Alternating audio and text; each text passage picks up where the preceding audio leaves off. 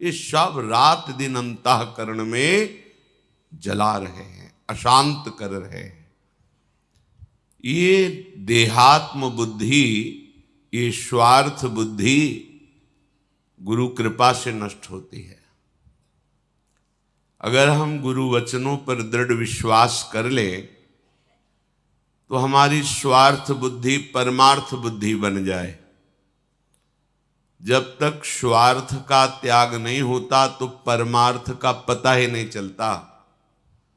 स्वार्थ मना खष्टानि इंद्रियाणि प्रकृतिस्थानि कर्षति।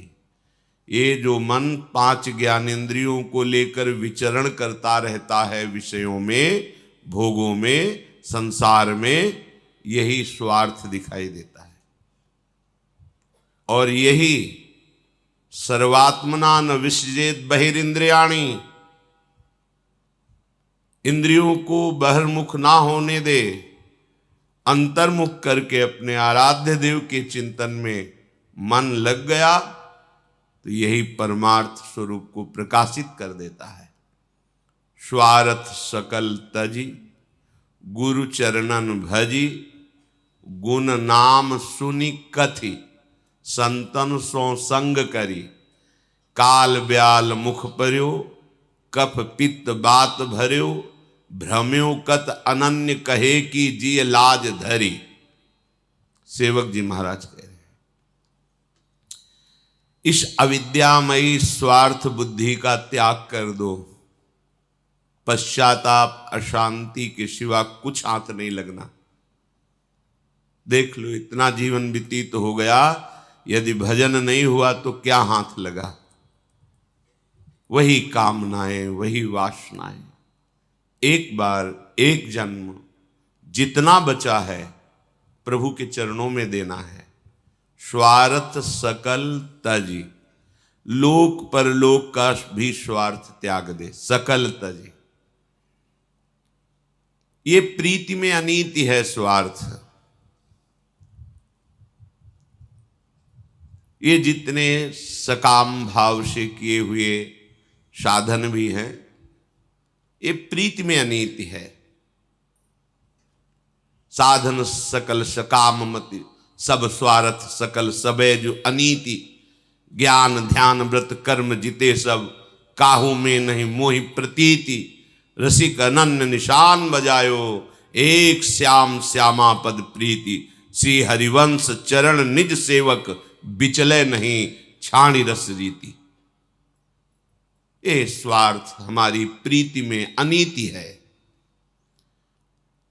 जितने भी कल्याण के साधन हैं, मंगल साधन हैं, हमारा उनसे भी संबंध नहीं। एकमात्र श्यामा श्याम के चरणों का आश्रय और श्यामा श्याम की सेवा भजन।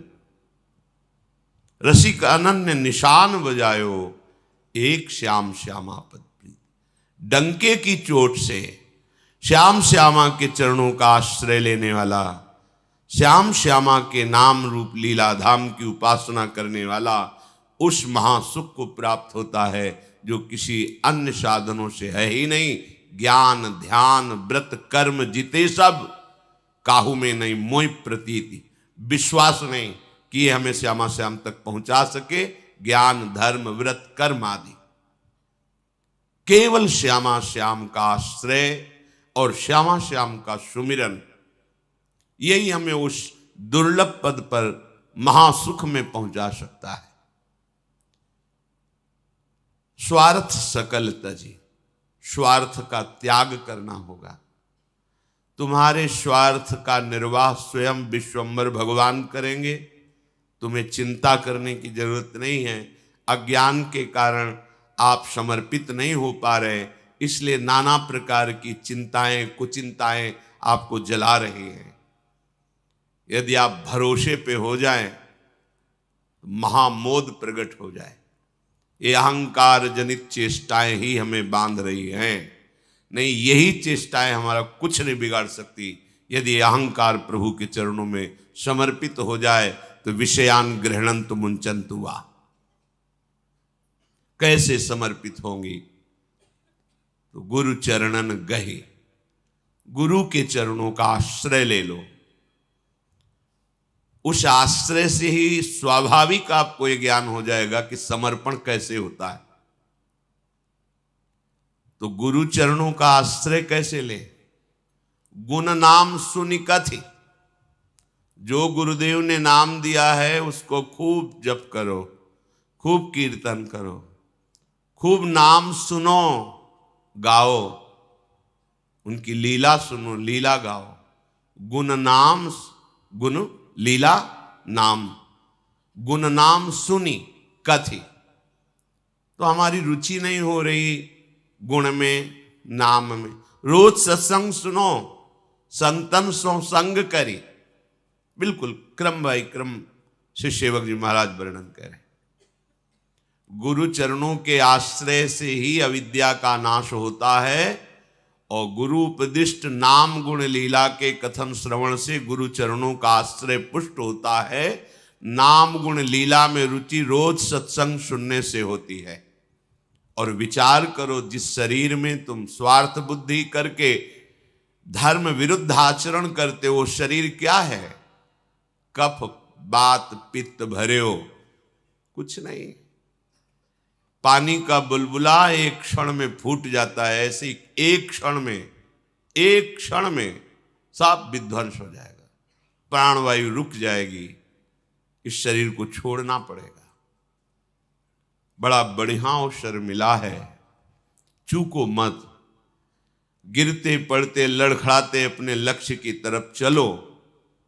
श्यामा श्याम अति उदार बेबी सुंदर, बहुत उदार हैं, करुणा समुद्र हैं। वो हमारे लड़खड़ाते हुए गिरते हुए चलने को देख करके दौड़ पड़ेंगे और हमें उठा लेंगे। हो गई भगवत प्राप्ति। हमारा प्रयास, जितनी हम में ऊर्जा शक्ति भगवान ने दी है, हम एक बार पूरी ऊर्जा शक्ति हट करके प्रभु के नाम रूप गुण लीला धाम में अर्पित कर दे। फिर देख लो, आनंद का अनुभव अपने आप होने लगेगा, क्योंकि हमारा स्वरूप ही आनंदमय है। हमारे प्रभु आनंदमय, हमारा स्वरूप आनंदमय, फिर भी हम आनंद से वंचित है। इसका कारण अविद्या है। अविद्या का स्वरूप स्वार्थ बुद्धि है। स्वार्थ बुद्धि का सरल भाव विषयों में भोग करके सुख प्राप्त करना, चाहे रसेंद्रिय हो, जनेन्द्रिय हो, नेत्रेंद्रिय हो, घ्राणेन्द्रिय हो, त्वगेंद्रिय हो। ये इंद्रियां जो भोगों में सुख ढूंढ रहे हैं, यही स्वार्थ बुद्धि पलट जाए तो बस परमार्थ बुद्धि ही बचेगी। स्वार्थ बुद्धि के कारण परमार्थ की बातें हम करते हैं, पर परमार्थ में चल नहीं पाते, क्योंकि जानने में ही नहीं आता परमार्थ। जब तक भोग वासनाएं स्वार्थ बुद्धि है, तो अध्यात्म मार्ग प्रकाशित ही नहीं होता। बहुत सावधान रहिए। ये काम क्रोध आदि ठग हर समय सावधान होकर हमको ठगने के लिए तैयार हैं। यदि आपका नाम चल रहा है तो इनकी ताकत नहीं कि आपको ठग सके। इसलिए हरिवंश नाम बिसरे न छिन, श्री हरिवंश सहाय भल। यदि नाम चल रहा है तो नामी हर समय सहायता में है, विश्वास मानिए। कैसे तुम्हें बताएं? यदि आप मान लोगे तो निहाल हो जाओगे। अगर नाम चल रहा है तो नामी तुम्हारी सुरक्षा में है, कौन बाल बांका कर सकता है? और नाम नहीं तो फिर माया ही माया है। जैसे तैरना भी नहीं आता और कोई नौका का भी आश्रय नहीं लिया और कूद पड़े अथाह समुद्र में, तो अब होगा क्या? जलचर जंतु खा जाएंगे, प्राण निकल जाएंगे। ऐसे ही इस भयावह मैं मोर तय तोर रूपी माया के समुद्र में हम गिर गए। विशुद्ध ब्रह्म ज्ञान ये तैरना है, ये आता नहीं है। प्रभु के चरणों का आश्रय लेकर उनके निरंतर नाम का जप, ये नौका में बैठना है, ये सुहाता नहीं है। फिर होगा क्या? इसी भव समुद्र में हमारी दुर्गति हो जाएगी। इसलिए प्यारे मान लीजिए, बुद्धि मलिन है इसलिए बात समझ में नहीं आ रही। अगर मान के चल दोगे तो सब ठीक हो जाएगा, बुद्धि भी पवित्र हो जाएगी, बुद्धि में भगवत कृपा से दिव्य ज्ञान का प्रकाश हो जाएगा। सावधान रहते हुए एक एक श्वास करुणा समुद्र लाडलीजू लालजू और उनसे भी अधिक करुणा समुद्र उनकी सहचरियां, प्रेम का समुद्र है सखियां। जिस प्रेम में लाडली लाल बेसुध हो जाते हैं, उस प्रेम को वो अपने हृदय में सावधान होकर सहती हैं और युगल सरकार की सेवा में रहती। वही हमारे आचार्य रूप में, हरिवंश महाप्रभु के रूप में, स्वामी हरिदास जी के रूप में, हरिराम व्यास जी के रूप में, महारसिक शेखरों के रूप में वही प्रकट होते हैं। हम जैसे अधमों को स्वीकार करके वो दुर्लभ महारस जो संभाव्यूपि बिरंचि नारद शिव स्वयं भुआद्यर्न, ये बड़े बड़े महापुरुषों के लिए जहाँ संभावना भी नहीं, वहाँ हमारा प्रवेश ये सहचरियों की चरण कृपा से हो जाता है। इसलिए निरंतर भजन परायण रहो, कोई भी प्रपंच को अपने अंदर मत जाने दो। प्रपंच का नाटक नाटक ही रहने दो, इसे सत्य मत समझो।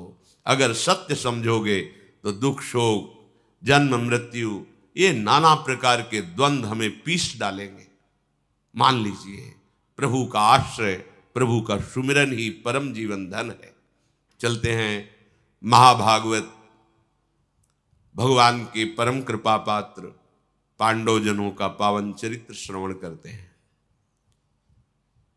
एक चक्रानगरी में कुंती जी सहित एक ब्राह्मण के घर में पांचों पांडव विराजमान हैं। बकासुर का उद्धार भीमसेन के द्वारा हुआ, पूरी नगरी भय से रहित हो गई। इतने में एक ब्राह्मण देवता पधारे, चलने ही वाले थे पांडवजन वहां से, पर देखा जब कि ब्रह्म ऋषि पधारे हैं तो रुक गए। उस रात में वो कुछ भगवत चर्चा की और साथ में बताया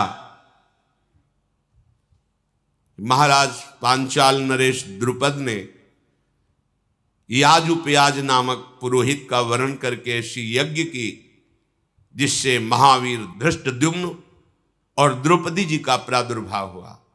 धृष्टद्युम्न धनुष बाण तुणीर सहित कवच सहित यज्ञ कुंड से प्रकट हुए। ऐसे ही सर्वांग सुंदरी कृष्णा द्रौपदी जी का प्रादुर्भाव हुआ। वो ब्राह्मण सुना रहा है पांडवजनों को कि पांचाल नरेश द्रुपद जी के हृदय में था कि द्रौपदी के लायक अगर कोई वर है तो सव्यसाची अर्जुन ही है। पर जब उन्होंने सुना कि वारणावत में अग्नि के द्वारा उस महल में पांचों पांडव कुंती सहित पधार गए, उन्हें बड़ा शोक हुआ। वो बहुत दुखी बैठे थे कि द्रौपदी का पाणी ग्रहण करने के अधिकारी तो केवल पांडव ही हैं और वो पधार गए, अब क्या होगा। उनके जो आचार्य थे उन्होंने कहा कि जो धर्म से चलता है, सत्य बोलता है, उसका ऐसे मृत्यु नहीं होती। उस अग्नि महल में उनका जलकर मर जाना ये मुझे बिल्कुल विश्वास नहीं हो रहा, क्योंकि धर्मात्मा पुरुष की ऐसी मृत्यु नहीं होती। उनको यहां आना ही होगा। यदि आप स्वयंवर रचे और सर्वत्र ये सूचना पहुंचा दें कि द्रौपदी जी का स्वयंवर हो रहा है और जो स्वयंवर में लक्ष्य वेद कर देगा उसी को द्रौपदी जी वरमाला डालेंगी, अगर ऐसी सूचना फैल जाएगी और अगर पांडव जीवित है, मेरा जैसा विश्वास कहता है, तो अवश्य पधारेंगे। वो ब्राह्मण पांडवों को ही कथा सुना रहा है। प्रातः काल हुआ, ब्राह्मण अपने मार्ग को गया तो कुंती जी ने जिस ब्राह्मण के घर में टिकी हुई थी उनसे अनुमति ली और अपने पांचों पुत्रों के साथ यात्रा प्रारंभ की। युधिष्ठिर आदि का मन जब द्रौपदी के स्वयंवर की बात सुनी, भगवत प्रेरणा से आकर्षित हो गया। कुंती जी से कहा कि मुझे विश्वास है कि स्वयंवर में अर्जुन ही लक्ष्य वेध करेंगे, द्रौपदी हमको ही प्राप्त होंगी, इसलिए हमें उत्साह हो रहा है, अब हम सीधे वहीं चलेंगे।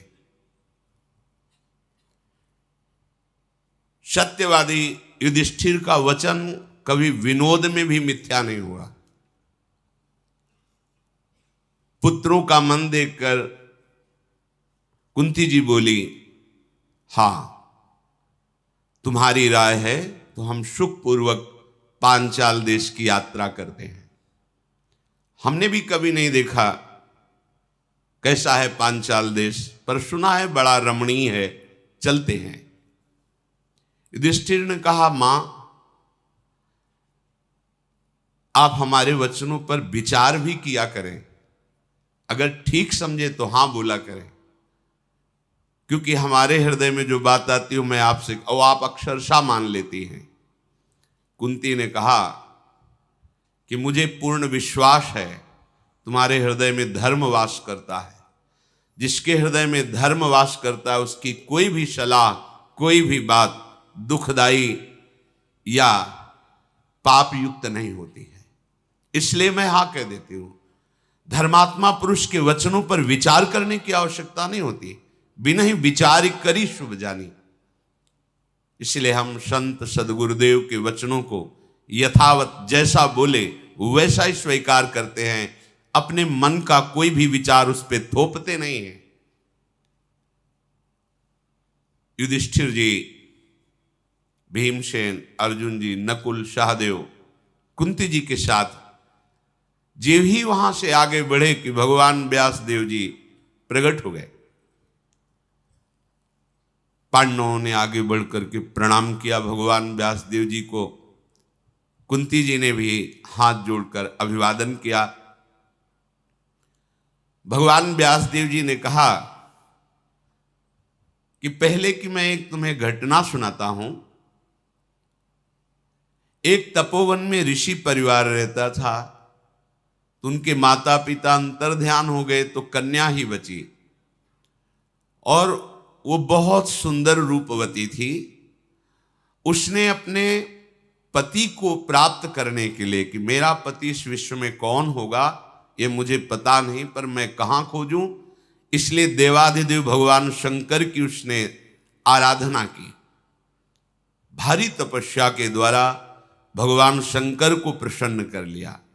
जब भगवान शंकर प्रकट हुए तो उसने बार बार यही कहा, मुझे पति चाहिए, मुझे अनुकूल पति चाहिए, मुझे महाबली पति चाहिए, मुझे धर्मात्मा पति चाहिए, मुझे सत्यवान पति। 5 बार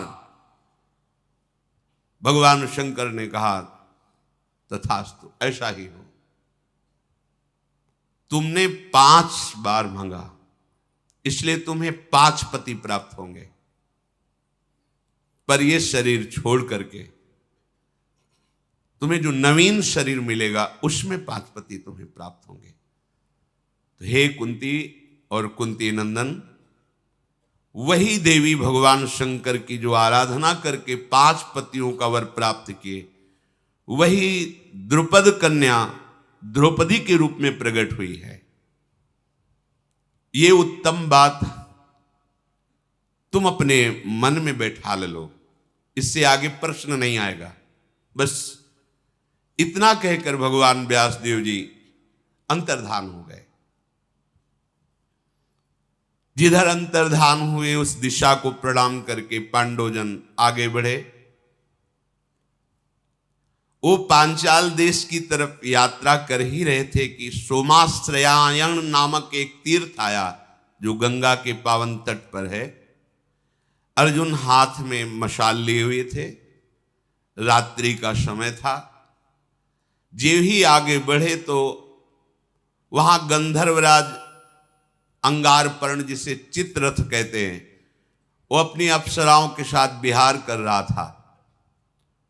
उसने जे भी मशाल लिए किसी को आते देखा तो पैरों की धमक से पहचान गया कोई महावीर है, क्योंकि जिसके चलने से पृथ्वी में धमक हो रही, कोई साधारण नहीं।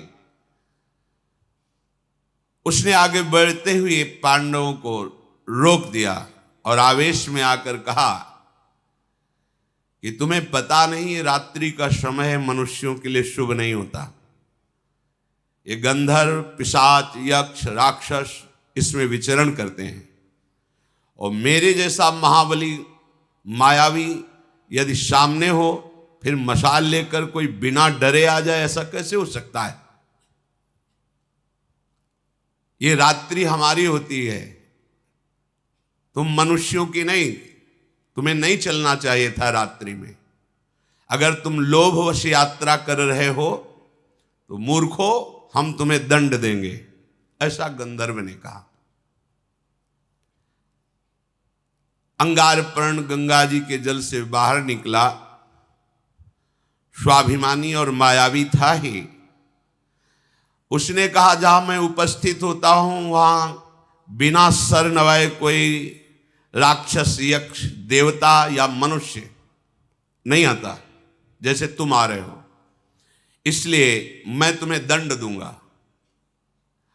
अर्जुन ने कहा, कोई हमारा अपराध तो है नहीं गंधर्व, ये सरिताओं में श्रेष्ठ भागीरथी गंगा है। यहां दिन में आए या रात में आए, संध्या में आए या दोपहर में आए, ये माँ है, सबको परम पावन करती हैं। कोई ऐसा विधान तो नहीं कि रात्रि के समय गंगा के समीप नहीं जाया जाता, ऐसा तो कहीं लिखा नहीं।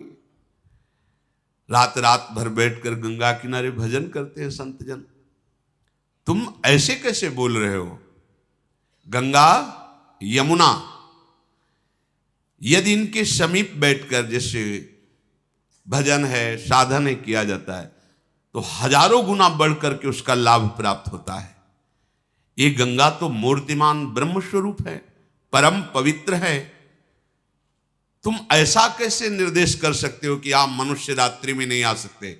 ऐसा न हमने कभी ब्रह्म ऋषि से सुना है, न कभी शास्त्रों में पढ़ा है। तो तुम हमें रोक कैसे सकते हो? भागीरथी के पावन जल पर सबका अधिकार क्योंकि मां है, तुम्हारा ही अधिकार तो नहीं है। अर्जुन की बात सुनकर चित्ररथ गंधर्व बहुत क्रोधित हुआ और धनुष पर प्रत्यंचा चढ़ाकर विषैले बाणों को पांडवों के ऊपर प्रहार किया। अर्जुन ने अपनी मशाल से ही उन बाणों को नष्ट कर दिया। अर्जुन ने कहा, गंधर्व, साधारण मनुष्यों पर तुम्हारा बल चलता होगा, जो अस्त्र विद्या के भारी विद्वान हैं वहां तुम्हारा बल या तुम्हारी घुड़की काम नहीं करेगी।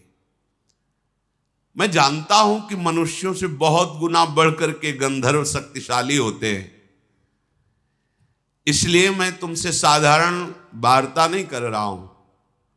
बिना धनुष बाण के भी मैं अस्त्र संधान कर सकता हूं। देखो, तो जो आग्नेय अस्त्र भरद्वाज ऋषि से प्रकट हुए द्रोणाचार्य के पास था, वही अर्जुन के पास। अर्जुन ने चिंतन किया और आग्नेय अस्त्र का संधान कर दिया, तो आग लग गई। उसकी जितनी सामग्री, रथ, ये सब भस्म, और स्वयं दौड़कर अर्जुन गए, उसके बाल पकड़ करके घसीटते हुए महाराज युधिष्ठिर के चरणों में डाल दिया। गंधर्व की पत्नी का नाम था कुंभीनशी। उसने जब देखा कि हमारे पति की तो अब तो मृत्यु ही हो जाएगी, महाराज युधिष्ठिर के चरणों में गिर पड़ी और कहा, हमारे पति की प्राण रक्षा की जाए, मैं आपसे भिक्षा मांगती हूं। अर्जुन बोले, गंधर्व, महाराज युधिष्ठिर के चरणों में जो भिक्षा मांगता है वो कभी विमुख नहीं होता, खाली नहीं जाता। जाओ, मैंने तुम्हें जीवन दान किया। पर तुम्हें ये ध्यान देना चाहिए कि हर मनुष्य का अपमान करना तुम्हारे लिए ठीक नहीं, क्योंकि सब एक समान नहीं होते हैं। गंधर्व ने कहा, मुझे परास्त कर दिया, आश्चर्य है।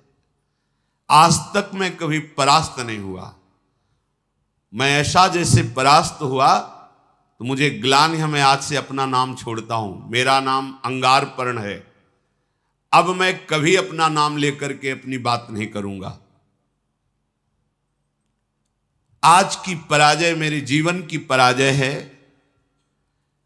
पर मुझे सुख इस बात का हो रहा है कि तुम्हें दिव्यास्त्रों का ज्ञान है। मनुष्य होते हुए क्या तुम मुझे मित्र बना सकते हो? जितनी गंधर्व माया है मैं सब तुम्हें दे दूंगा, बस केवल तुम एक बार कहो कि मैं तुम्हें मित्र स्वीकार करता हूं। दिव्यास्त्रों का तो मुझे परिचय नहीं जो तुम्हारे पास है। आज मेरा सब कुछ भस्म हो गया, इसलिए जो मेरा गुप्त नाम चित्ररथ था, अब मैं दग्धरथ हो गया हूं। अब चित्ररथ नहीं कहलाऊंगा। पर यदि तुम महात्मा होकर भी हमें मित्र मान लेते हो तो मेरा जीवन धारण करना हो सकता है, नहीं तो मैं इतना लज्जायुक्त हो गया हूं। तुम मनुष्य हो, मुझे परास्त कर दिया। अर्जुन ने कहा, जो महाराज धर्मराज युधिष्ठिर की शरण में आ गया उसकी हर कामना पूर्ण होती। मैं तुम्हें मित्र स्वीकार करता हूं। गांधर्व ने कहा, एक विद्या हमारे पास है जिसका नाम है चाक्षुषी। ये विद्या ऐसी है कि जो भी देखना चाहोगे सूक्ष्म से सूक्ष्म, वो तुम्हें विशाल करके दिखाई देगी। कहीं भी किसी भी बात को देखना चाहो, किसी भी लोक की बात को, ये चाक्षुषी विद्या है। जहां तुम ध्यान करोगे वो विशाल रूप से तुम्हारे सामने दिखाई देगी। तीनों लोकों में कोई भी वस्तु कहीं भी हो, तुम अपनी आंख के सामने देखोगे। इस विद्या का प्रभाव है। 6 महीने एक पैर केवल खड़ा रहकर तपस्या के द्वारा गुरु आराधना करके मैंने ये विद्या प्राप्त की थी। इस विद्या के बल से हम सब कुछ देख लेते हैं, कौन आ रहा है, कितना प्रभावशाली है, क्या उसके मन में चल रहा है, आदि आदि। और मैं आपको अपने गंधर्व लोक के ऐसे 100 घोड़े भेंट करता हूं जो पृथ्वी में कभी समानता कर ही नहीं सकते घोड़े। ये आकाश मार्ग से चलने वाले, ये छोटा बड़ा पतला सूक्ष्म महान रूप धारण करने वाले, जिस समय जैसी आवश्यकता होती है। ये जल में भी थल की तरह चलते हैं, वायु में भी चलते हैं, आकाशगामी भी हैं। जिस समय जैसी आवश्यकता हो वैसी गति धारण कर लेते हैं। अर्जुन ने कहा, मैं किसी का दान स्वीकार नहीं करता। तुम बड़ी प्रसन्नता प्रकट करके जो कह रहे हो, मैं दान स्वीकार नहीं करता। मैं वीर हूं, जबरदस्ती छीनता हूं क्षत्रिय धर्म के अनुसार। ये तुम्हारा दान धर्म हम स्वीकार नहीं करते। गंधर्व ने कहा, दान धर्म नहीं, तुमने जीवन दान दिया है, हमें दान दिया है जीवन दान। अब जो कुछ भी हमारा है वो सब कुछ आपका है, आप स्वीकार कीजिए।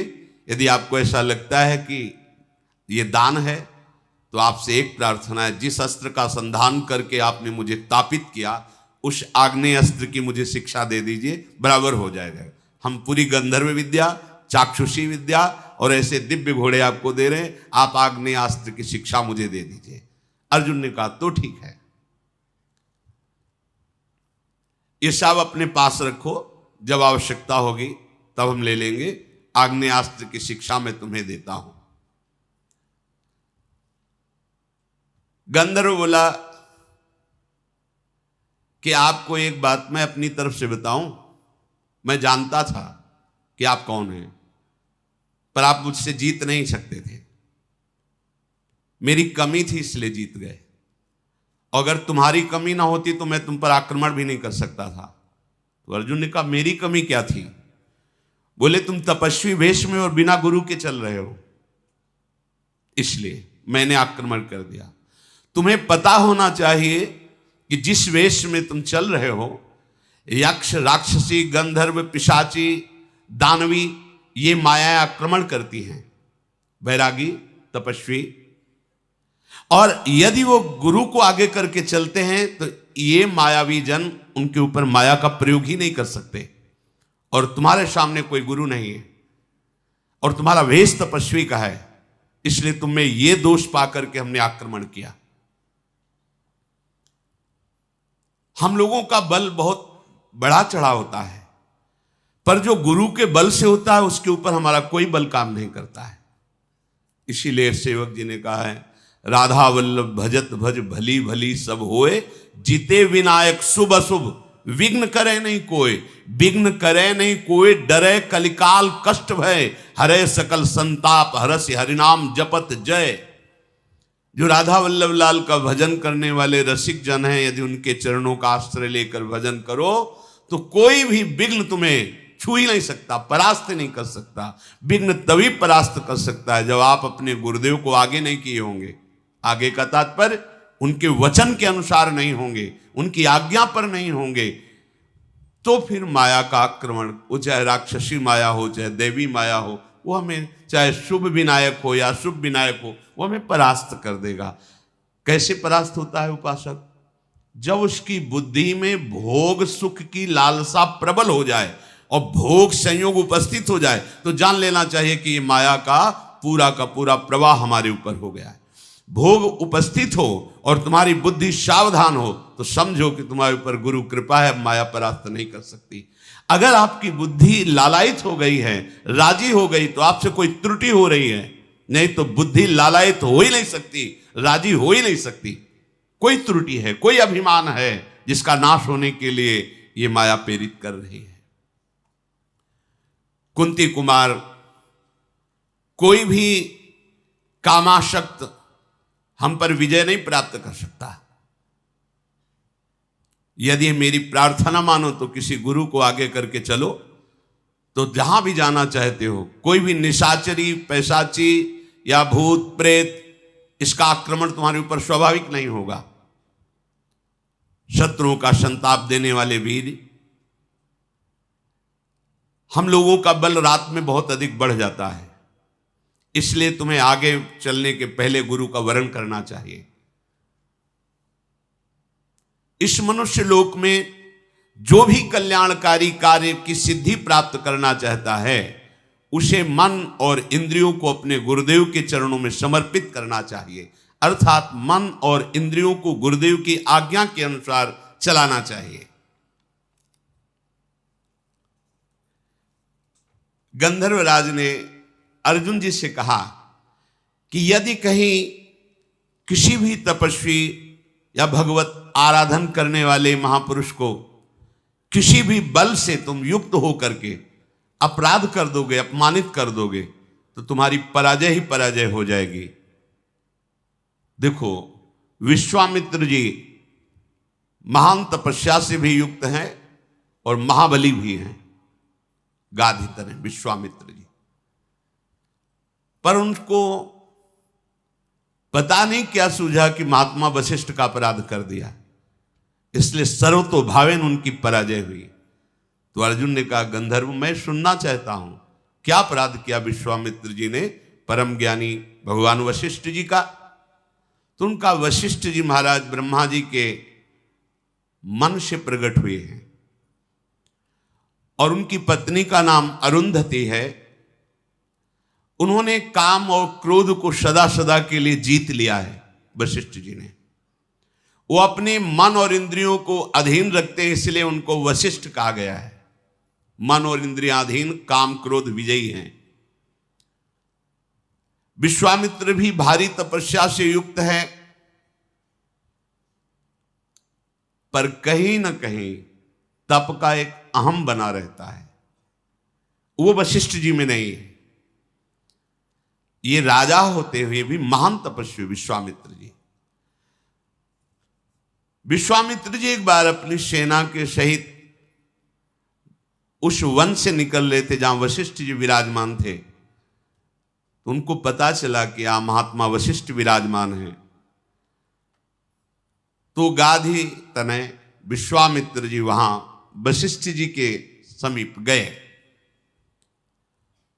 और जाकर कहा, कुशिक वंश में मैं प्रकट हुआ हूं, मेरा नाम विश्वामित्र है और मैं कुछ क्षण आपके आश्रम में विश्राम करना चाहता हूं। वशिष्ठ जी ने कहा, राजा भगवान का स्वरूप होता है, अर्घपाद्या देखकर उनका सम्मान किया विश्वामित्र जी का, और कहा आप विश्राम कीजिए, ये आश्रम आपका ही है ऐसा समझिए। महात्मा वशिष्ठ जी ने सोचा बहुत बड़ी समाज आई हुई सेना थी पूरी। एक गाय थी जिसका नाम नंदिनी था, जो इच्छा करो तत्काल वो प्रकट कर देती थी। अन्न फल मूल दुग्ध षडरस भोजन अमृत के समान, जितने भी खाने पीने की वस्तुएं, यहां तक कि स्वादिष्ट चटनी आदि तक सब नंदिनी ने प्रकट कर दिया। एक दो के लिए नहीं, पूरे सैनिक हैं, और सबके लिए नवीन वस्त्र बहुमूल्य आभूषण उस गाय ने प्रकट कर दिए, और विश्वामित्र की सेवा के लिए सेवक भी प्रकट कर दिए नंदिनी ने। ऐसी उच्च कोटि की सेवा। विश्वामित्र जी ने आपस में बात किया कि ऐसा तो हम भी नहीं कर सकते, राजा होते हुए ऐसी सेवा नहीं कर सकते जैसे महात्मा कर रहे हैं। सबको नवीन वस्त्र आभूषण और सुंदर भोग सामग्री और सुंदर सजे हुए सेवक, ये सब इन महात्मा के पास कैसे है? तो गुप्तचर ने बताया कि महात्मा का चमत्कार नहीं, ये गाय का चमत्कार है। नंदिनी नाम की गाय है वो ऐसा। विश्वामित्र जी ने कहा बाबाओं के पास ऐसी गाय थोड़ी होनी चाहिए, ये तो हमारे पास होनी चाहिए। विश्वामित्र जी ने वशिष्ठ जी के पास जाके कहा 10 करोड़ गाय आपको दूंगा, जितने सेवक कहोगे, पर ये नंदिनी गाय अब हम ले जाएंगे। उनका नहीं, हम कोई क्रय विक्रय करने के लिए थोड़ी, ये तो आए हुए अतिथि सेवा के लिए और यज्ञ सामग्री के लिए विराजमान है।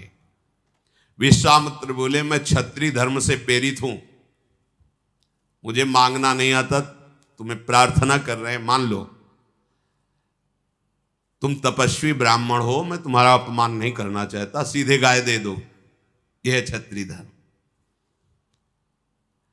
मुझे पता है कि तुम शांत हो, जितात्मा हो, पर तुम हमारे बल को झेल नहीं सकते हो। वशिष्ठ जी से कहा मैं महापराक्रमी दिव्यास्त्र का ज्ञाता हूं और राजा हूं, इसलिए आदेश करता हूं ये गाय दे दो। वशिष्ठ जी ने कहा तुम्हारे पास सेना है, तुम राजा हो, बाहुबल का भरोसा रखते हो, मैं तो एक भजन करने वाला ब्राह्मण हूं, तुम्हें जैसा रुचि वैसा कर लो, हमारी तरफ से ना है, और आपको जैसा, क्योंकि ये अतिथि सेवा और यज्ञ के लिए गाय है। वशिष्ठ जी के ऐसा कहने पर विश्वामित्र जी ने सेवकों को आदेश कर दिया नंदिनी को बछड़े के सहित पकड़ लो और ले चलो। नंदिनी नहीं जा रही थी तो कोड़ों की मार चलाई। नंदिनी ने महाराज वशिष्ठ जी की तरफ देखा और कहा केवल मैं आपके मुख से सुनना चाहती हूं कि आपने मुझे दे दिया है क्या? वशिष्ठ जी बोले नहीं, कदापि नहीं, ये तो मैं सोच भी नहीं सकता, क्योंकि तुम्हारे बिना हमारे यज्ञ कैसे पूर्ण होंगे, अतिथि सेवा कैसे होगी? विश्वामित्र तुम्हें बलपूर्वक ले जा रहे हैं। नंदिनी ने कहा मैं तुम्हारी शरण में हूं, आप मुझे उचित अनुचित का उपदेश कीजिए या फिर मेरे ऊपर छोड़ दीजिए। ये विश्वामित्र के निर्दयी स्वभाव वाले हमें कोड़ों से पीट रहे हैं, मेरा कोई अपराध नहीं है और मैं सर्व सामर्थ्यशालिनी हूं, फिर भी पीट रही हूं केवल आपकी आज्ञा के लिए। केवल आप बता दीजिए कि मैं जो चाहूं करूं। वशिष्ठ जी ने नंदिनी से कहा कि तुम अपनी रक्षा करने में समर्थ हो, पर मैं आदेश भी नहीं करूंगा, क्योंकि हमारा स्वभाव क्षमा में है। किसी को दंड दो ऐसा मैं आदेश, पर तुम समर्थ हो अपनी रक्षा करने के लिए और मैंने तुम्हारा त्याग नहीं किया है। बस इतना सुनते ही क्रोध से फुंकार करने लगी नंदिनी और विश्वामित्र जी की सेना को अपने बल से खदेड़ने लगी। अब लाखों की सेना थी, चारों तरफ से घेर लिया नंदिनी को। उनके पास अस्त्र शस्त्र सब है। नंदिनी जी ने अपनी पूंछ को घुमाया तो अंगार वर्षा होने लगी। थनों से द्रविड़ वीरों का जन्म हुआ, योनि देश से यवनों का जन्म हुआ, म्लेच्छों का, गोबर से सबरों का जन्म हुआ। ऐसे प्रचंड बलवान क्रोधी स्वभाव वाले ये सब दौड़ पड़े विश्वामित्र जी की सेना। जितनी सेना थी, एक एक सैनिक को 10-10 वीरों ने घेर लिया, और ये सब नंदिनी जी से प्रकट हुए हैं। देर नहीं लगी, मारा किसी को नहीं, सबको बंदी बना लिया। विश्वामित्र जी देखे कि एक सैनिक को 10 सैनिकों ने बंदी बना रखा है। विश्वामित्र का एक सैनिक और नंदिनी के 10 सैनिक, प्राण किसी के नहीं लिए। बहुत गुस्सा है कि महात्मा इतना बढ़ा चढ़ा है, इसकी गाय में इतनी सामर्थ्य, अब तुम नहीं बच सकते। विश्वामित्र जी ने वशिष्ठ जी से कहा, अब तुम नहीं बच सकते, तुम्हारे अंदर क्षमा होगी लेकिन मेरे अंदर नहीं। वशिष्ठ जी शांत भाव से खड़े हैं। 3 योजन तक पीट पीट करके विश्वामित्र जी की सेना को बाहर खदेड़ करके वहां बंदी बना ली। 3 योजन तक पिटाई की। वशिष्ठ जी बोले, महाराज गाधी नंदन, तुम परास्त हो चुके हो, जाओ, ये नंदिनी का परिकर वापस हो जाएगा, तुम जाओ। विश्वामित्र जी ने कहा, तुमने मुझे साधारण राजा समझ रखा है। एक बांस की छड़ी लिए हुए वशिष्ठ जी खड़े थे। विश्वामित्र ने तत्काल आंख बंद की और आग्नेय अस्त्र का संधान किया वशिष्ठ जी पर। बस वशिष्ठ जी ऐसे बांस की छड़ी ऐसे कर देते, आग्नेय अस्त्र शांत। वरुणास्त्र, इंद्रास्त्र, याम्यास्त्र, वायुवास्त्र, सब अस्त्रों का प्रयोग कर लिया। बस वो एक छड़ी लेकर ऐसे कर देते, उनके अस्त्र बेकार हो जाते। सारे अस्त्र, दिव्यास्त्र सब निष्फल। विश्वामित्र जी ने कहा, विश्वामित्र छत्र भावान निर्विण्णो वाक्यमब्रवीत दिग्बलम क्षत्रि बलम ब्रह्म तेजो बलम बलम। धिक्कार है हमारे बल को। आज हमने देखा बल तो इन ब्रह्म ऋषियों में है। एक बांस की छड़ी ऐसे कर दी, सब दिव्यास्त्र बेकार। विश्वामित्र जी से फिर वशिष्ठ जी ने कहा, आप जाओ, आराम से जाओ, तुम बलहीन हो चुके हो, अपनी सेना ले जाओ और फिर किसी ऋषि का अपराध न करना।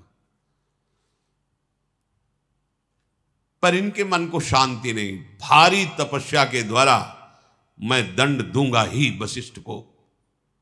अगर ये ब्रह्म बल से युक्त है तो ऐसी तपस्या करूंगा कि ब्रह्म ऋषि बनूंगा, फिर इनको दंड दूंगा। अभिमान का नाश होना बहुत कठिन होता है। भारी तपस्या की, तपस्या करते यदि किसी से द्वेष है तो सफल नहीं होती। सिद्धांत है, विचार के इनके वंश का विनाश कर देंगे।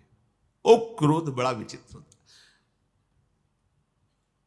वशिष्ठ जी के बड़े पुत्र शक्ति जी वो आ रहे थे, सकरा मार्ग था, तो एक राजा कलमसपात जी वहां से जा रहे थे।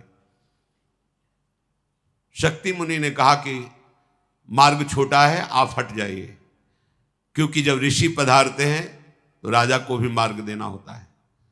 उसने कहा, आपको शायद पूरा ज्ञान नहीं है क्या? राजा भगवान का स्वरूप होता है, जब पधारता है तो ऋषि भी पाद्यर्घ्य देकर उसको मार्ग देते हैं। ये बात हो ही रही थी कि विश्वामित्र जी ने देखा और एक राक्षस को मंत्र के द्वारा राजा पे आविष्ट कर दिया। शक्ति महाराज को खा गया वो राजा। 100 पुत्र विश्वामित्र जी ने महाराज वशिष्ठ के राक्षस आवेश करा करके खवा दिए। भारी तपस्या में संलग्न। एक दिन रहा नहीं गया, सोचे आज तो जाकर वशिष्ठ जी को हम जैसे भी होगा मारेंगे। जब वहां गए तो अरुंधति जी कह रही थी, देखो भगवान कितनी सुंदर चांदनी फैली हुई। वशिष्ठ जी ने कहा, हाँ, महातपस्वी ब्रह्म ऋषि विश्वामित्र के जैसे तप प्रकाशित हो रहा है, वैसे ये चांदनी प्रकाश। हार गए विश्वामित्र। मैंने 100 पुत्र मारा फिर भी क्रोध नहीं, और मेरी बात, मेरी बड़ाई कर रहे। गए साष्टांग चरणों में लेट गए, बोले आप जैसा क्षमावान और आप जैसा महात्मा मैंने देखा नहीं। आज से हमारा क्रोध शांत होता है, मैं सदैव आपके चरणों का आश्रय। ये गंधर्व ने कहा, कोई कितना भी बलवान हो, यदि गुरुजनों का, महापुरुषों का अपराध कर दे तो वो परास्त ही होता है। इसलिए हमारी प्रार्थना है कि आप किसी भी ऋषि को गुरु रूप में वरण कर लें। तो उन्होंने कहा आप संकेत कीजिए, यहां कौन ऐसा है जिसको मैं गुरु रूप में वरण कर लूं, जो हमारे अनुरूप हो। गंधर्व बोला, ये सामने उत्कच तीर्थ है, इसमें धौम्य मुनि तपस्या कर रहे हैं, आप जाकर उनको गुरु रूप में वरण कीजिए। अर्जुन ने बहुत अच्छा कह के गंधर्व को आग्नेयास्त्र की शिक्षा दी, और वहां उत्कोचक तीर्थ में जाकर धौम्य मुनि को प्रणाम किया और अपनी बात निवेदन की। तो उन्होंने कहा, मैं तो तुम्हारा इंतजार ही कर रहा था, मुझे पता था तुम आओगे और मुझे गुरु रूप में वरण करोगे। मेरा सौभाग्य है कि तुम पांडवों का मैं, कोई शिष्य ऐसे होते हैं जिनको देखकर गुरु को भी इस बात की शीतलता होती कि हमें सौभाग्य है जो आज्ञा पालन करने वाला शिष्य प्राप्त हुआ है। अब उनको गुरु रूप में स्वीकार करके आगे बढ़े।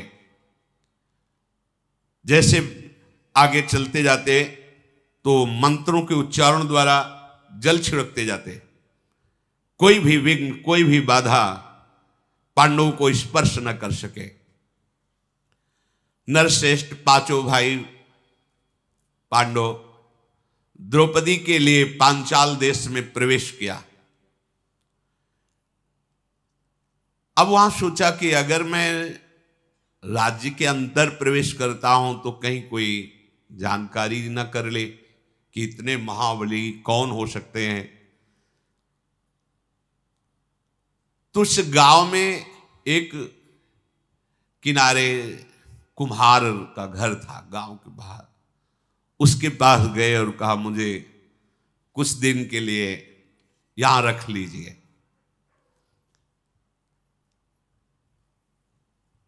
उधर स्वयंवर की रचना हुई, बड़े बड़े राजाओं को निमंत्रण किया गया जो वहां स्वयंवर में पधारने लगे।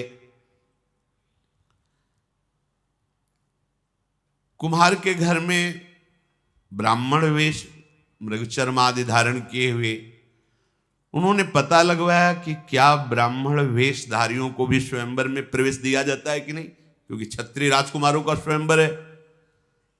तो वहां सूचना मिली कि ब्राह्मणों को विशेष आसन दिया गया है स्वयंवर में। पांडव लोग राजा द्रुपद के द्वारा दक्षिण पांचाल देश में कुम्हार के घर में सुरक्षित रह रहे थे।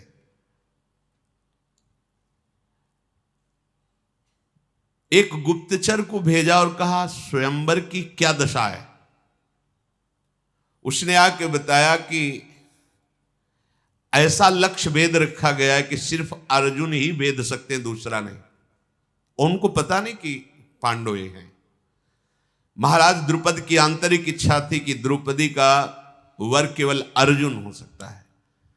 तो उन्होंने एक ऐसा कृत्रिम लक्ष्य रखा है कि एक छोटा सा छिद्र यंत्र के आसपास पटा हुआ है, और उस छिद्र के ऊपर मछली जो निरंतर घूम रही, उस छिद्र से 5 बाण घूमती हुई मछली के आंख में मारना है। उस छिद्र से, जैसे कहीं कहीं छोटी छोटी कथाओं में कि वो नीचे से तेल पर आकृति देख के, महाभारत ग्रंथ में ऐसा नहीं। ग्रंथ में है कि एक ऐसे सपाट ऊपर आकाश की तरफ, और उसमें एक छिद्र, और उस छिद्र के ऊपर मछली ऐसी घूम रही है, और उस छिद्र से घूमती हुई मछली की आंख में 5 बाण मारने हैं। 5 बाण ही रखे, जो बराबर 5 बाणों को संधान करके मार देगा, द्रौपदी उसी के गले पे जयमाला डालेंगी। द्रुपद की ऐसी घोषणा है। पांडव निश्चिंत हुए, गए और ब्राह्मणों के बीच में बैठ गए। महाराज द्रुपद की घोषणा सुनाने के लिए धृष्टद्युम्न ने कहा, हमारे महाराज की घोषणा है, जो वीर इस धनुष पर प्रत्यंचा चढ़ाकर 5 बाणों से इस छेद के ऊपर जो मछली है उसकी आंख में लक्ष्य वेध कर दे, वही हमारी बहन को प्राप्त कर सकता है। जब घोषणा हो गई तो बड़े बड़े ऋषि मुनि ब्राह्मण सब जय हो स्वस्ति वाचन करने लगे। बड़े बड़े नरपति आए हुए थे, सब अपने अपने वस्त्र संभालने लगे, कमर कस करके वहां पहुंचे। मानो ऐसे जैसे ज्वार भाटा आ गया हो समुद्र में, ऐसे राजाओं की भीड़ थी। जनपद की प्रजा भी देख रही थी। राजकुमारी द्रौपदी जयमाला लिए हुए स्वयंवर में पधारी। ऐसा स्वरूप, श्याम वर्ण, कमल नयनी, देखते ही सब बस अब हम ही लक्ष्य वेद कर ले। पूरा समाज बैठा हुआ है, एक एक राजा उठता है तो कोई कोई धनुष खींचकर उसमें प्रत्यंचा चढ़ाता है। ऐसा झटका लगता है कि मुंह भरा नीचे गिर जाता है, अपने कपड़े संभालता चुपचाप बैठ जाता है जाके। दुर्योधन दुर्विशह दुर्मुख दुष्प्रदर्शन विविंशति विकर्ण कर्ण दुशासन, ये सब बड़े बड़े कौरवजन भी अपनी। इधर भगवान श्री कृष्ण बलराम ये भी आए हुए थे। भूमंडल के विख्यात विख्यात जितने वीर हैं, शल्याद, सब, जरासंध, सब आए हुए थे। वे सब क्रम से उठने लगे, जैसे जो ज्यादा सम्माननीय वो पहले जाए। लक्ष्य वेधने का दृढ़ संकल्प करके, पर भगवान श्री कृष्ण ने जितने यदुवंशी वीर आए थे सबको इशारे से कहा कोई नहीं उठेगा, चुपचाप। तो जितने द्वारिकापुरी की तरफ से आए हुए थे सब कोई नहीं उठा। बलराम जी ने कहा ऐसा क्यों तुम कह रहे हो? तो उनका वो देखो मृगचर्म पहने हो 5 बैठे ना, वही पांडव है, और ये वेद अर्जुन के लिए है। अच्छा ये अर्जुन है, हमने तो सुना था कि उसमें अग्नि महल में बस नहीं, वो देखो 5 बैठे। बलराम जी को बड़ी प्रसन्नता हुई। केवल भगवान ने बलराम जी को संबोधन किया। अब उस समय कोई कोई तो धनुष की प्रत्यंचा चढ़ाने को बस होते कि वो अब बस बंधने वाली, ऐसा झटका लगता गिर जाते। किसी के बाजू टूट जाती, किसी के माथा टूट जाता, इतना कठोर धनुष रखा गया था, दूसरा चढ़ा ही न पावे। द्रौपदी की आशा लिए हुए जाके बैठ जाते, प्रत्यंचा ही नहीं चढ़ा पाए बड़े बड़े वीर। राजाओं की अवस्था ऐसी देखकर दुर्योधन भी पहुंचा, पर उसके घुटने फूटे, प्रत्यंचा तो चढ़ा नहीं पाया। दुर्योधन को ऐसा देखकर कर्ण को सहन नहीं हुआ, भुजा ठोकता हुआ पहुंचा, धनुष उठाया, प्रत्यंचा चढ़ाई और बाण में हाथ, 5 बाणों को ऐसे उठा के लक्ष्य की तरफ देख रहा था। द्रौपदी जी ने कहा कौन है ये? तो जो घोषणा करने वाले थे उनका सूत पुत्र कर्ण बोले किसी भी तरह तेरे को स्वीकार नहीं कर सकती, रख धनुष बाण, नीचे उतर। आकाश की तरफ देखता हुआ कर्ण नीचे उतरा। क्या कर सकता है? कैसे कहे कि मैं सूत पुत्र नहीं हूं? जीवन भर अपमान सहना पड़ा कर्ण को, जीवन। महाबली महादानी है। द्रौपदी ने उच्च स्वर से कहा ये मेरा वर्ण करने का कैसे अधिकारी हो सकता है? हटाओ इसको सभा से। इतना बड़ा। तभी उसने अंदर गांठ बांध ली थी कि इस प्रश्न का उत्तर एक बार हम तुम्हें जरूर देंगे। यही से महाभारत का बीज पड़ गया। अब जितने वीर थे सब अपना अपना बल लगा करके, जरासंध भी हार गया, प्रत्यंचा नहीं चढ़ा पाया, कर्ण ने प्रत्यंचा चढ़ानी थी, शायद प्रयास के लिए छूट मिलती तो हो सकता है लक्ष्यभेद भी करते, पर आगे अवसर ही नहीं मिला। शत्रुओं को संताप देने वाले धृतराष्ट्र पुत्र सब निराश बैठे थे। अब बड़े बड़े प्रभावशाली राजा जो देवताओं के समान बलवान थे, वो भी सब हाथ पे हाथ मिसते रह गए। जब सब राजा अपना मुंह नीचा करके बैठ गए तो युधिष्ठिर जी ने अर्जुन से कहा, उठ चलो, इंद्र के समान तेजस्वी विशाल बाहु, अजान बाहु, और इनका भी वर्ण श्याम वर्ण है, कमल नयन। जे ही अर्जुन ब्राह्मणों की सभा में खड़े हुए, ब्राह्मण लोगों ने मंत्रोच्चारण शुरू कर दिया। हाँ भाई, हमारा पक्ष है। मृगचर्म हिला हिला करके मंत्रोच्चारण करते, अवश्य विजयी होगा तू, अवश्य विजय है ब्राह्मण, तू अवश्य विजयी होगा। सब जितने बड़े बड़े राजा थे सब सर झुका के कि क्षत्रिय बल के द्वारा स्वयंवर की पूर्ति होती, कि आज ब्राह्मण बल विजय प्राप्त करेगा। सबको यह है कि ये ब्राह्मण भीख मांगने वाला क्या कर सकता है, उपहास ही होगा इसका। जब बड़े बड़े जरासंध, शल्य आदि बड़े बड़े राजा हार गए, ये क्या कर सकता है। अपने गुरु तुल्य बड़े भ्राता को प्रणाम करके मस्तानी चाल से रंगमंच पर पधारे। जो देखता उसका अनुमान होता कि इसकी चाल, इसकी गर्व भरी दृष्टि देखकर लगता है लक्ष्य भेद देगा।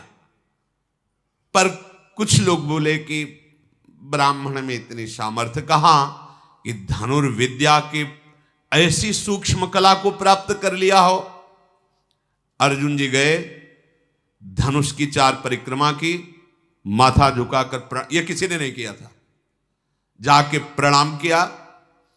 इसके बाद विद्याओं के परम गुरु भगवान शंकर को मन ही मन प्रणाम करके भगवान श्री कृष्ण का चिंतन किया और सहज में धनुष को उठाया।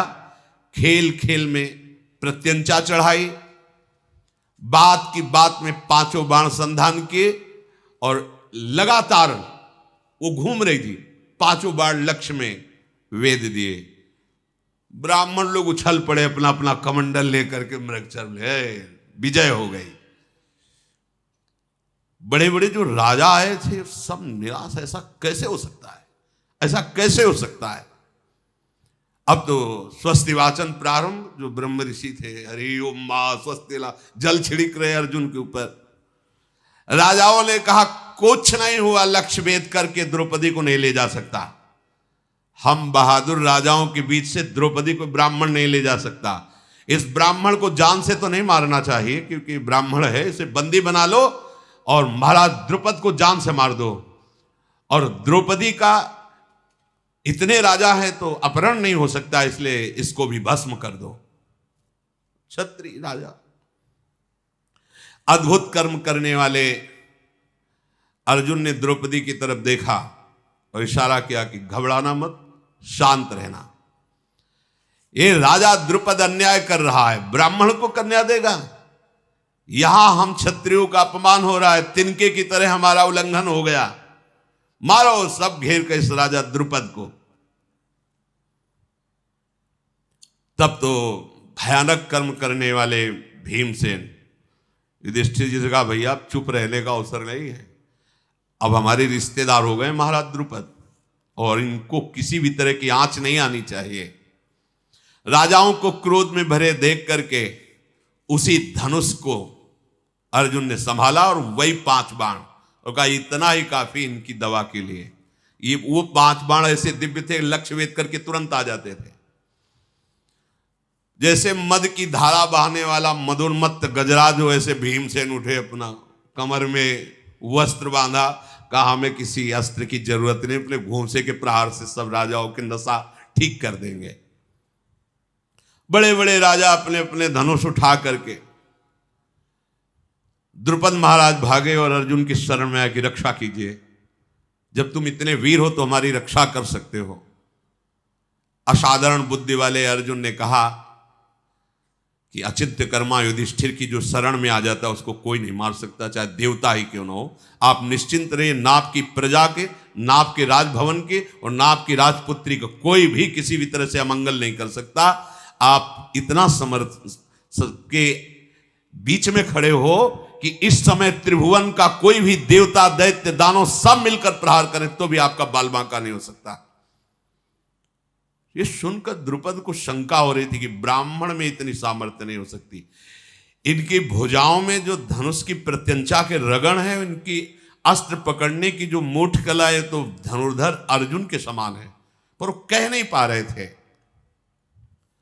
भगवान श्री कृष्ण ने कहा कि कुछ बोलना नहीं भैया बलराम जी से, पर्याप्त है। संकर्षण भगवान बलराम जी ने कहा मुझे सहन नहीं हो रहा, कहीं ऐसा ना हो कि, उन्होंने कहा आप चिंता मत करो, हम लोग तो हैं ही, पर देख तो लो ना।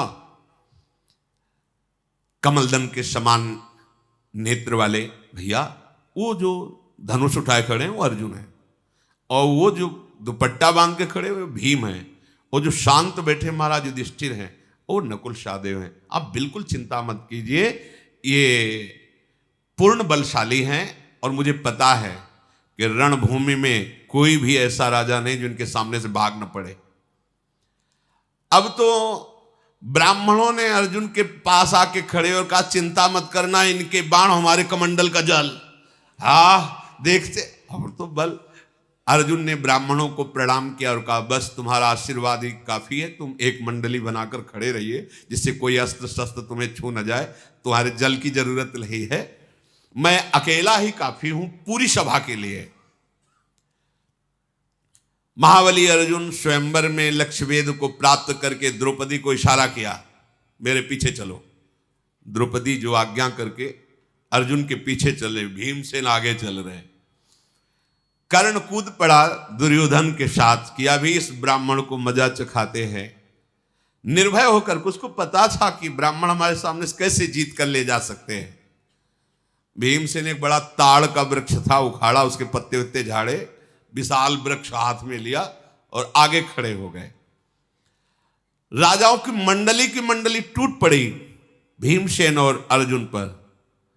अर्जुन का बाण संधान लक्ष्य भेद मार मार के बाणों से कर्ण को बेशुद्ध कर दिया। और भीम का कोई बाण वाण का तो चक्कर था नहीं, पेड़ उठा के मार 500 राजा एक बार में मूर्छित हो रहे। ऐसा धनुर्धर तो केवल देवराज इंद्र या अर्जुन हो सकते हैं। ऐसा धनुर्धर मैंने नहीं देखा जैसा तुझे देख रहा हूं।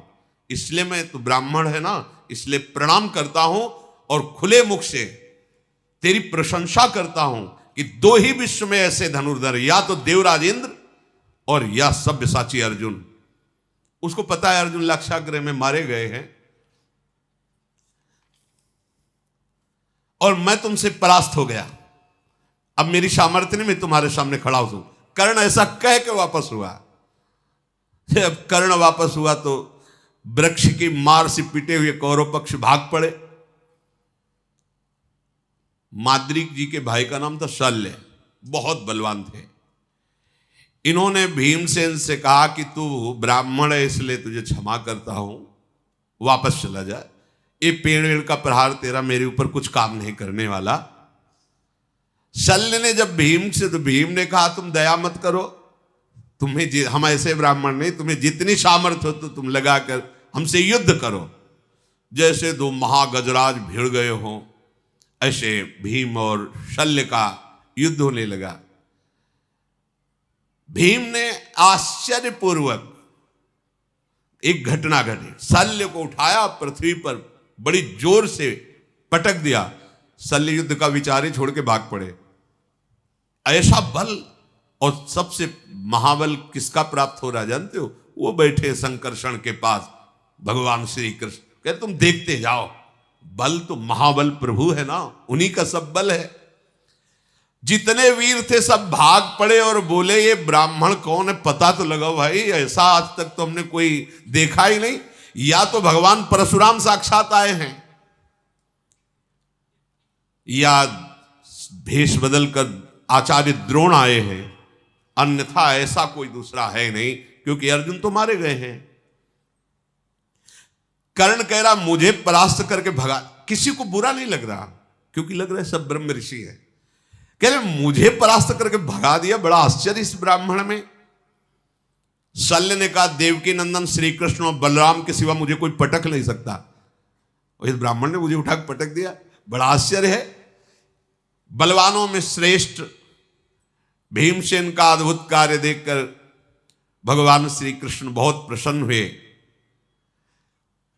बीच में आए और उन्होंने कहा देखो तुम सब राजा हार गए, ब्राह्मण विजयी हुए, बार बार युद्ध करने की बात नहीं, तुम सब जाओ। भगवान श्री कृष्ण की बात मानकर युद्ध शांत हुआ, सब राजा चले गए। वहां जितने दर्शक गण एकत्रित हुए थे सबने स्वीकार किया पांचाल राजकुमारी द्रौपदी इन्हीं के योग्य थी, इनको प्राप्त हुई। ये बड़े सौभाग्य की बात हुई। रुरु मृग के चर्म का वस्त्र धारण करने वाले ब्राह्मणों से घिरे हुए भीमसेन और अर्जुन द्रौपदी को लेकर आगे बढ़े। द्रौपदी जी को अपार सुख मिल रहा था, वो जान नहीं पा रही थी कि मुझे ये सुख कैसे प्राप्त हो रहा है। हृदय बड़ा उल्लसित था। इधर माता कुंती बड़ी चिंतित थी कि आज भिक्षा को गए, अभी तक वापस नहीं आए, संध्या काल हो गई। इतने में प्रवेश किया भीम अर्जुन ने, तो माता किसी कार्य में थी, उनका भिक्षा लेकर लौटाए, बोले हाँ मां मैं ले आया हूं, तो बोले पांचों बांट लो। कुंती देवी ने जब ये बात कही कि पांचों बांट लो, तो युधिष्ठिर जी ने कहा मां देख तो लेती, क्या बांटने की बात आपने कह दी। ये स्वयंवर में जीतकर द्रौपदी को लाए हैं। कुंती जी ने कहा कभी भूल से भी मेरे मुख से अधर्म वाली बात नहीं निकली, कभी मेरे मुख से अनुचित बात नहीं निकल सकती, भ्रम से भी। क्या मेरे मुख से अधर्म की बात निकल गई? ऐसा कैसे हो सकता है? बेटा ये द्रुपद कन्या कोई वस्तु तो है नहीं कि 5 में विभाजित कर दी जाए। ये मैंने लगता है भूल से उत्तर दे दिया, तो मुझे क्या करना चाहिए? प्रायश्चित करना चाहिए। युधिष्ठिर क्या मेरी बात संशययुक्त है? क्या मेरी बात मिथ्या है, भ्रमयुक्त है? क्या मुझे ऐसा बोलने से अपराध लगेगा? युधिष्ठिर जी बड़े धर्मात्मा और बुद्धिमान थे। उन्होंने कहा कि माता मैं आपको आश्वासन देता हूं, आपके मुख से जो बात निकली वो धर्मयुक्त है। अर्जुन ने द्रौपदी को जीता है और वो तुम्हें चरणों में समर्पित कर दिया, तुमने 5 को दे दिया, इसलिए तुम ऐसा ना सोचो कि तुमसे कोई अपराध बन गया या कोई मिथ्या वचन। अर्जुन बोले नरेंद्र अधर्म का भागी मुझे मत बनाइए, सबसे पहले आपका ब्याह होगा, फिर क्रम से। द्रौपदी आश्चर्यचकित हो रही कि जीता एक ने ब्याह 5 के साथ, ये क्या हो रहा है? पांडवजन मन ही मन विचार करें कि कोई प्रमाण देने वाला मिल जाए कि हम लोगों का ये कार्य धर्मयुक्त है कि नहीं। कोई महर्षि, कोई ब्रह्म ऋषि इसका प्रमाण दें। ऐसा सोच ही रहे थे कि भगवान श्री कृष्णचंद्र जो और बलराम जो वहां गुप्त रूप से पधारे कुम्हार के घर में। अजात शत्रु महाराज युधिष्ठिर जे ही दृष्टि पड़ी, वसुदेव नंदन श्री कृष्ण तुरंत खड़े हो गए, प्रभु नजदीक गए और कहा मैं श्री कृष्ण आपको प्रणाम करता हूं, और युधिष्ठिर जी के चरण छुए क्योंकि बुआ के बड़े लड़के हैं। भीम को हृदय से लगाया, बलराम जी ने भी युधिष्ठिर जी को प्रणाम किया, कुंती जी के चरणों में माथा नवाया श्री कृष्ण और बलराम जी ने। वसुदेव जी की बहन है कुंती जी, और कहा मैं गुप्त रूप से यहां इस घर में आया हूं, आप लोग सब सुखपूर्वक हैं? युधिष्ठिर जी ने कहा आपकी कृपा है प्रभु। आपने कैसे पहचान लिया? भगवान ने कहा कि मेरा नाम वासुदेव है, मैं तुम्हें पहचान नहीं पाऊंगा। वासुदेव का तात्पर्य होता है वासना वासुदेवस्य वासितम भुवनत्रयम् सर्वभूत निवासोस्मि वासुदेव नमोस्तुते। अर्थात मेरे से सब प्रकट हुआ, मेरे में ही सब रह रहा है और मैं जानूंगा नहीं। भगवान ने इतना कहा कि तुम ये जानो कि मेरा नाम वासुदेव है, और हंस दिया। ऐसा कौन अद्भुत कर्मा है जिसको मैं जानता ना हूं। सौभाग्य की बात है कि आप अग्निकांड से जीवित बच गए और द्रौपदी को भी प्राप्त किया। मेरे हृदय की भावना जो आपके प्रति है वो आपका सदैव रक्षा और कल्याण करती रहेगी। आप लोगों को कोई जान न पावे और हमें कोई ये न जाने कि आप हमारे हो, इसलिए मुझे गुप्त रूप से यहां से चल देना ही उचित लगता है। भीमसेन और अर्जुन कुम्हार के घर में जब द्रौपदी जी को लेके गए थे तो धृष्टद्युम्न जो द्रौपदी के भाई थे, द्रुपद ने कहा था ये कौन से ब्राह्मण हैं, कहां से आए हुए हैं, हमें कुछ पता नहीं, तुम और तुम्हारे गुप्तचर तुरंत इनके पीछे लगो और हमें कुछ ही घंटे में सूचना दो ये कौन है, कहां से आए हैं, ऐसी वीरता इनको कैसे प्राप्त हुई, मुझे नहीं लगता कि ये ब्राह्मण है। गुप्तचरों के साथ धृष्टद्युम्न पीछे लग गए थे।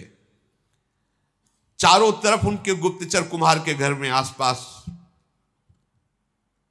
नकुल, सहदेव, युधिष्ठिर जी, अर्जुन जी, भीम जी कुंती के पास बैठ करके जो भिक्षा मांग करके लाई गई थी उसका विभाजन करने का इंतजार कर रहे थे। कुंती जी ने द्रौपदी जी से कहा आज तुम विभाजित करो। पहले देखो कोई अतिथि तो नहीं, कोई संत तो नहीं बाहर भूखा, शास्त्र ऐसा कहता है। घर के बाहर निकल कर देखा नहीं, तो अन्न का सीधा आधा भाग करो और इनको दो, भीम को आधा भाग, और इसमें शेष के 6 भाग करो, क्योंकि द्रौपदी जी भी है 4 पांडवों में, 5वीं कुंती जी, 6वीं द्रौपदी जी, भीम को आधा भाग।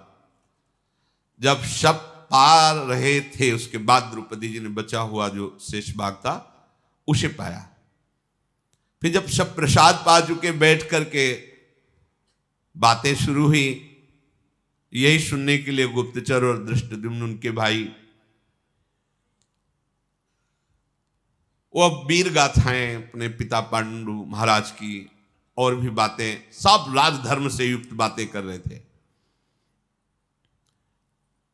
धृष्टद्युम्न ने देखकर थोड़ा दुखी तो हुए कि इतने महान महल में पलने वाली इन मृगचर मोड़ने वालों के पास मांगी हुई भिक्षा का 6वांश पाकर द्रौपदी जी प्रसन्न मुद्रा में, किसी भी तरह का उनको असंतुष्टता नहीं, और सबके चरणों के समीप ऐसे ही बिना बिछाए लेटी, क्योंकि वो सब अपने मृगचर में ही लेटे हैं ऐसे ही, और वो राजकुमारी होते हुए एक बार भी प्रश्न नहीं किया कि मैं तो राजमहलों में रहने वाली, मेरे लिए ऐसी अव्यवस्था कैसी, पातिव्रत धर्म को जानने वाली थी। धृष्टद्युम्न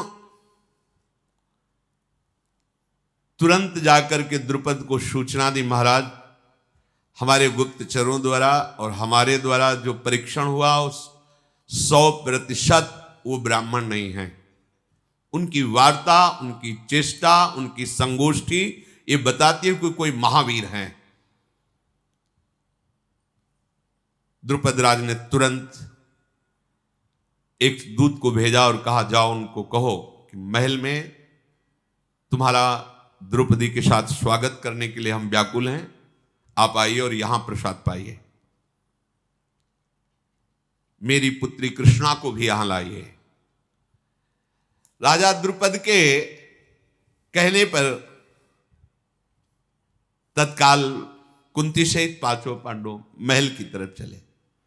परीक्षा के लिए उन्होंने महल में प्रवेश करते समय कुछ ग्रंथ रखवाए, कुछ युद्ध की सामग्रियां रखवाई, कुछ अन्न के विभाग करके रखवाए, बहुत सी, और स्वयं खड़े होकर देख रहे थे।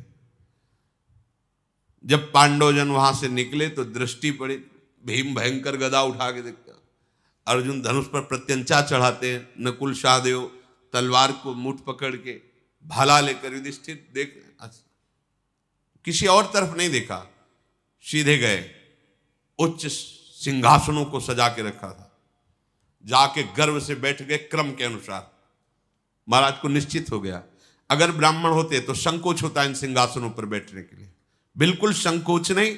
और जैसे बैठने की प्रक्रिया होती राजाओं की उसी तरह बैठे हैं। और युद्ध की सामग्री पर इनकी दृष्टि गई, इसलिए मैं पक्का कह सकता हूं कि ये क्षत्रिय राजकुमार ही है। द्रुपद जी प्रसन्न होकर के आए और कहा कि देखो अब छुपाना नहीं, मेरा हृदय कहता है कि तुम पांडवजन ही हो, क्योंकि हमने परीक्षा लेके भी देखा और मेरा हृदय ऐसा कह रहा है कि तुम पांडव हो, तुम ब्राह्मण नहीं हो। क्या आप कृपा करके अपना परिचय दे सकते हो जिससे मेरा संशय छूट जाए? महाराज द्रुपद के ऐसा कहने पर महाराज युधिष्ठिर ने कहा, पांचाल राज नरेश, ये तुम्हारी कन्या जिसको प्राप्त होना चाहिए उसी को प्राप्त है। अर्जुन ने विजय प्राप्त की। मेरा नाम युधिष्ठिर, यह महाबलशाली भीम, ये नकुल सहदेव और ये पूज्य माता मेरी कुंती है। अपार सुख मिला महाराज द्रुपद को कि जो मेरा मनोयोग था भगवान ने उसे पूर्ण किया। नहीं तो मैं परेशान हो रहा था कि ऐसा कैसे हो सकता है कि कोई इतना प्रवीण ब्राह्मण होकर के ऐसे। युधिष्ठिर ने कहा फिर भी महाराज आपको हमने बता दिया, पर आपको प्रश्न करने का अधिकार नहीं था, क्योंकि आपने वहां कोई जात पक्ष नहीं लिखाया था। आपने केवल लक्ष्य वेद शर्त रखी थी, वैसे आपका पूछने का अधिकार नहीं था, क्योंकि लक्ष्य वेद करके ही द्रौपदी को प्राप्त किया। कोई आपसे दान नहीं लिया, आपसे प्रार्थना नहीं की, पर आपने प्रेम पूर्वक पूछा इसलिए उत्तर दे दिया। तदनंतर महातेजस्वी पांडु कुमारों को सुंदर भोजन पवाया गया। युधिष्ठिर जी ने कहा कि आगे की अब बात आप क्या सोचे हुए हैं द्रुपद जी से। द्रुपद जी ने कहा कि आप 5 में से कोई एक द्रौपदी का वर्ण कर सकता है, क्योंकि अर्जुन जी ने जीता है। चाहे अर्जुन, चाहे आप, चाहे भीम, नकुल या सहदेव, कोई एक राजकुमार हमारी पुत्री से, हम ब्राह्मणों को बुला के रखा है, हम पाणी ग्रहण संस्कार धर्मयुक्त कर देंगे। युधिष्ठिर जी ने कहा आपने सुना नहीं हमारी बात क्या? मेरी माता ने आदेश किया 5 के साथ ब्याह होगा। मैं 5 द्रौपदी के साथ ब्याह करूंगा और विधि पूर्वक करूंगा और धर्म युक्त करूंगा। द्रौपदी हम 5 की पटरानी बनेगी। द्रुपद बोले ये कौन सी भाषा आप बोल रहे हैं? बहुत सी रानियां एक राजा की होती है ये तो प्रमाण, लेकिन एक रानी के बहुत से पति होते हैं, ऐसा तो कभी हमने कहीं धर्म में नहीं सुना, शास्त्रों में नहीं सुना। तुम धर्म के ज्ञाता हो, पवित्र बुद्धि रखते हो, तुम लोक और वेद के विरुद्ध ये अधर्म की बात कैसे बोल दी? युधिष्ठिर जी ने कहा धर्म का स्वरूप बड़ा सूक्ष्म है, आपको पूरा ज्ञान नहीं है। पूर्व काल में प्रचेतागण 10 और उनकी पत्नी 1, आपको पता है, जिसमें हमारे पूर्वज गए हैं उस मार्ग का अनुसरण करना अधर्म नहीं कहा जा सकता। राजन, ये भी धर्म है। द्रुपद बोले कुंती नंदन, मेरी तो बुद्धि काम नहीं कर रही। कुंती देवी और राजकुमार धृष्टद्युम्न, आप सब विचार करके कहो क्या ये बात ठीक है? तदनंतर सब बैठकर विचार कर रहे हैं। धृष्टद्युम्न ने कहा कि मेरी भी बात समझ में नहीं आई। बड़े भाई की पत्नी छोटे भाई के लिए मां के समान है, छोटे भाई की पत्नी बड़े भाई के लिए पुत्री के समान पूजनी अनुज बधू।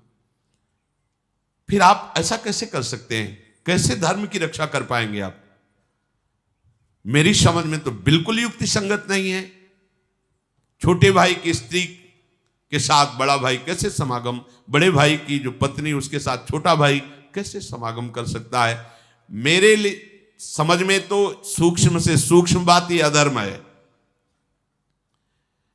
युधिष्ठिर जी ने कहा, मेरी वाणी कभी असत्य नहीं बोलती, मेरी बुद्धि स्वप्न में भी अधर्म को स्वीकार नहीं करती, और मेरा मन इस बात में राजी है, इसलिए परम धर्म है। धर्मात्माओं में श्रेष्ठ जटिला नाम की गौतम गोत्र की कन्या 7 ब्रह्म ऋषियों से विवाह किया था। कंडमुनि की पुत्री वार्क्षी ने तपस्या से पवित्र अंतःकरण वाले 10 प्रचेताओं को पति रूप में वर्ण किया था, 10 के साथ एक पुत्री। तो धर्मज्ञ गुरुजनों के द्वारा बताया गया धर्म संज्ञक मार्ग ये भी है, इसमें कोई दोष नहीं। सब गुरुओं में श्रेष्ठ मेरी माता कुंती मेरी प्रथम गुरु हैं, और वो महान भक्त भी हैं। उन्होंने आदेश किया 5 बांट करके बराबर, अब यही धर्म हमारे लिए है। हमारी माता का कहा हुआ वचन कभी मिथ्या नहीं हो सकता। ये सब बात चल ही रही थी कि इतने में भगवान व्यास देव जी पधारे। सब आनंद से मुकर उनका अर्घपाद्य आदि से पूजन किया। बैठाओ का प्रभु। द्रुपद जी ने कहा कि ये समस्या है। भगवान व्यासदेव जी ने कहा, ये जो महाराज युधिष्ठिर बोल रहे हैं ये धर्म है, ऐसा विधान है। द्रुपद, तुमसे हम एकांत में बात करना चाहते हैं। हाथ पकड़ा भगवान व्यासदेव जी ने, द्रुपद को एकांत में ले गए और कहा, तुम सब हमारी प्रतीक्षा करो। भगवान व्यासदेव जी ने द्रुपद से कहा कि एक बार की बात है कि एक तपोवन में एक मुनि कन्या भारी तपस्या से युक्त होकर भगवान शंकर को प्रसन्न किया, और महादेव जी जब प्रकट हुए तो उसने 5 बार पति की मांग की। धर्मात्मा पति प्राप्त हो, सत्यवादी पति प्राप्त हो, महाबली पति प्राप्त आदि आदि। तो भगवान महादेव जी ने तथास्तु कहा। वो जो जो मांगा ये 5 हैं, धर्मराज, युधिष्ठिर, अर्जुन, भीमसेन, नकुल, सहदेव। तो ये महादेव के वरदान से उसको प्राप्त हुई। ये पहले से विधान है, कोई नया विधान यहां प्रकट नहीं हुआ है। महाराज द्रुपद, बिना कुछ विचार किए उन 5 महापुरुषों को अपनी पुत्री का वरण कर दो। ब्रह्मा जी ने पहले से ही ये विधान रच रखा है, ये अधर्म नहीं है। भगवान व्यासदेव जी ने ऐसा उपदेश किया। महाराज द्रुपद ने ब्राह्मणों के द्वारा जो पाणी ग्रहण संस्कार की प्रक्रिया है उससे पांडवों का ब्याह करें। आज शेष चर्चा आगे। श्री राधा वल्लभ लाल।